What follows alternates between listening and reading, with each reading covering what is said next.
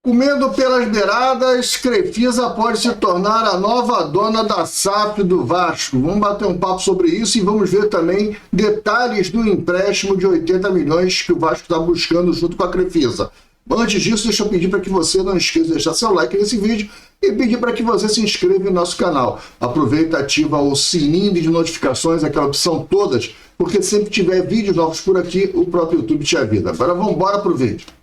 Olá Vascaíno, bem-vindo ao canal Gigante Vascaíno, eu sou André Luiz, está entrando no ar o nosso programa de toda manhã, o Café do Gigante, hoje para falar um pouco mais sobre a recuperação judicial do Vasco, sobre a SAF do Vasco, vamos bater um papo ainda mais sobre isso. Agora, eu vou falar sobre essa história da Crefisa se tornar dona do Vasco daqui a pouquinho. Antes eu vou me ater, até para poder ter uma lógica de pensamento, no empréstimo DIP que o Vasco está fazendo, né? O empréstimo DIP, já falei aqui, é um empréstimo dentro da recuperação judicial. O Vasco hoje, a palavra não é bem essa, vamos chamar de auditado. O Vasco é auditado pelo Ministério Público e pela Justiça. Então você tem uma administração judicial que toma conta do Vasco, né, dos negócios que são feitos no Vasco. Aliás, essa AJ, a Administração Judicial, foi quem alertou para uma erosão acelerada no caixa.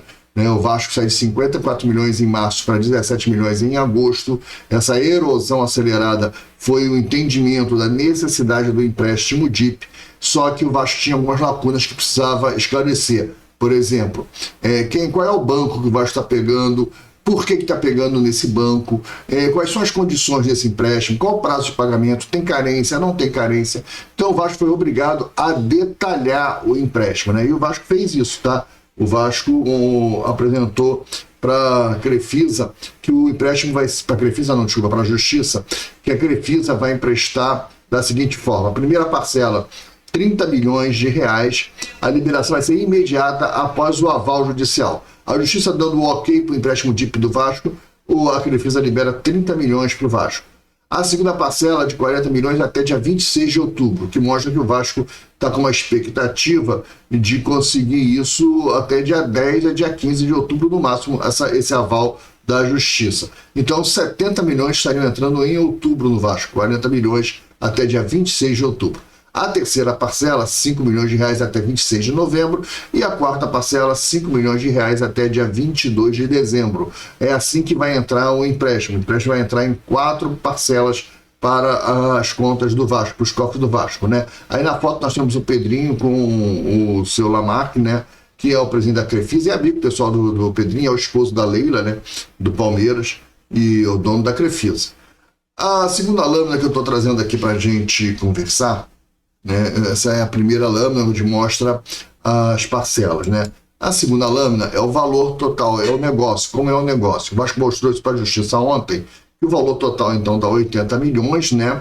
70 milhões ainda em outubro e 5 milhões em novembro, 5 milhões em dezembro, fazendo um total de 80 milhões de empréstimo. Uma carência de 12 meses. Então o Vasco fica até outubro do ano que vem sem ter que pagar nada. O Vasco não vai pagar nem nada do empréstimo para a Crefisa até outubro do mês que vem.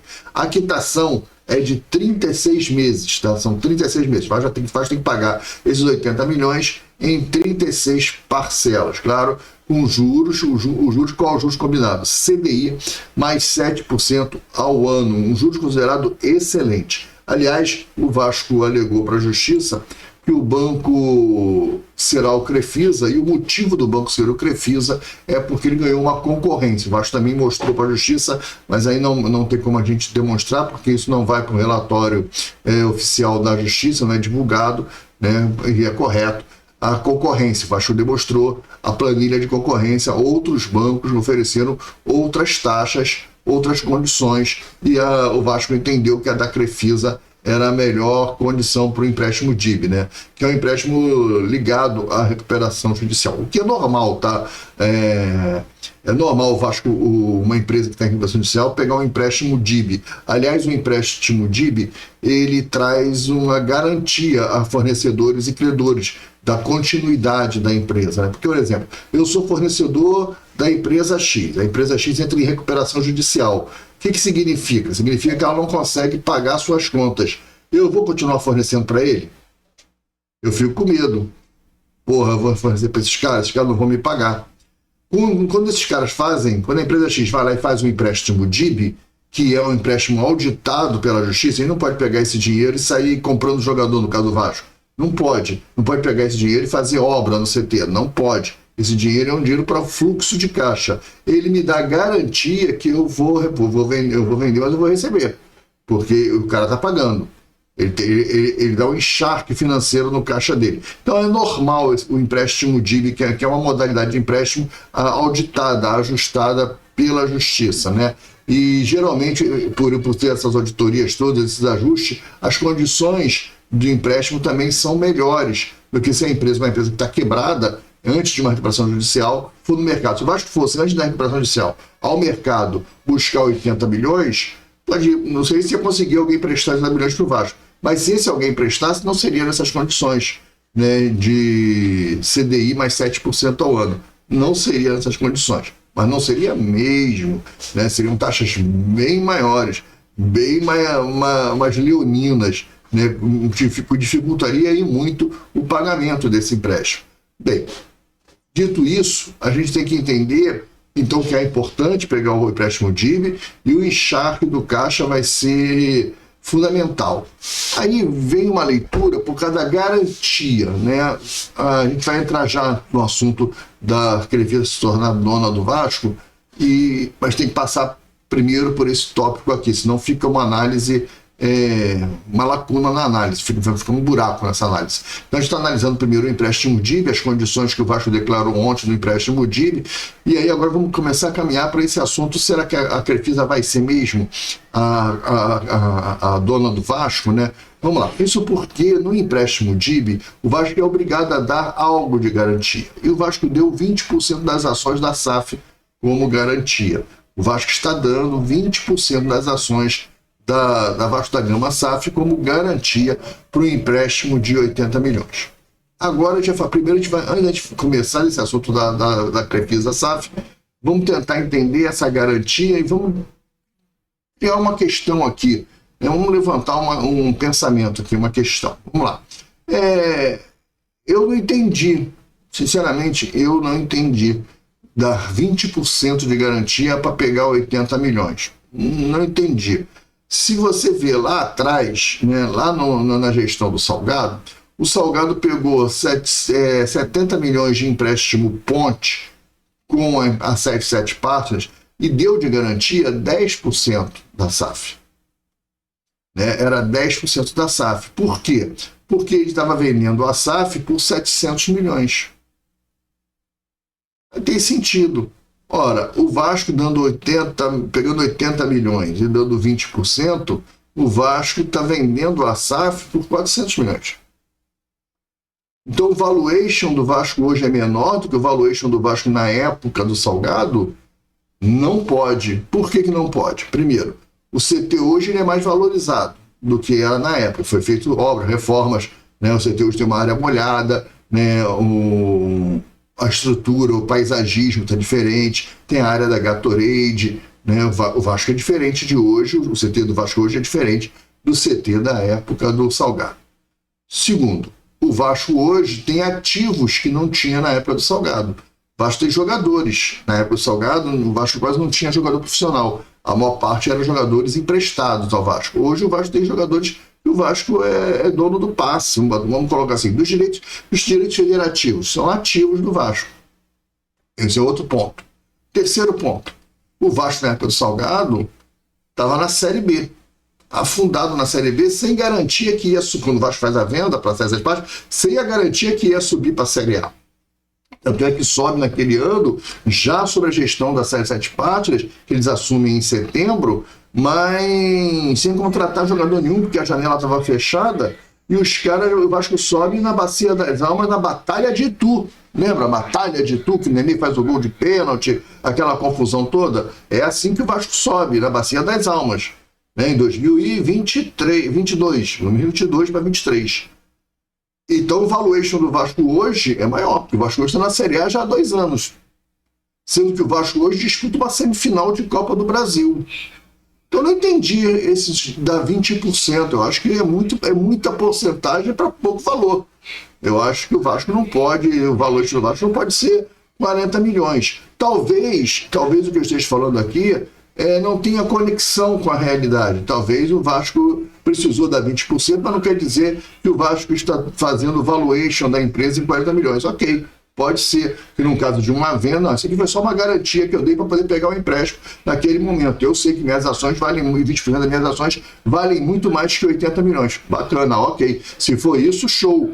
Mas não foi bem assim na época do Salgado, não foi um empréstimo, né, no mercado financeiro, mas foi um empréstimo ponte, para poder fazer a ponte, para poder vender a SAF. E aí os valores bateram mais ou menos com o valuation que estava se pensando. Na época do Salgado, também se tinha a ideia de que, não, nós não temos o valuation ainda, lembra? Na época do empréstimo ponte, que foi em fevereiro, não, só foi falar o valuation depois.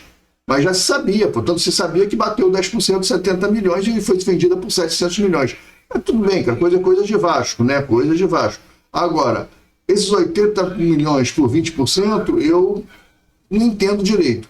Outra coisa que eu não entendo direito é a erosão no caixa do Vasco. Eu não consigo enxergar o fluxo do Vasco, né? E eu acho que o Vasco está certo, o Vasco não vai divulgar o seu fluxo de caixa. Mas eu estranho. E não digo que tem sacanagem nenhuma, não estou estranhando, porque as pessoas já, no Vasco a gente fala alguma coisa assim, isso é estranho, isso é esquisito, já acha que tem roubo, que tem má fé, safadeza. Não estou falando nada disso, estou falando de gestão, tá? Falando de gestão. Você tinha 54 milhões em março, você só tem 17 milhões em agosto. Para onde foi esse dinheiro? Se o Vasco não contratou ninguém, o Vasco não comprou nenhum ativo. O Vasco investiu no CT, mas investiu quanto no CT? Investiu 20 milhões no CT? Pode ter sido esse dinheiro do caixa que foi comido pelo CT, mas o Vasco vendeu por 5 milhões de euros o Luiz Gustavo. Então vai entrar no caixa aí, uma parte já entrou, né?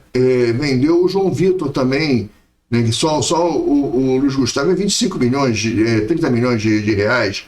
O João Vitor foi vendido por 25 milhões de reais. Esses dinheiros estão entrando, então vão entrar no fluxo de caixa. Eu não sei quanto já entrou, mas entrou uma boa parte à vista do Luiz Gustavo, que eu sei.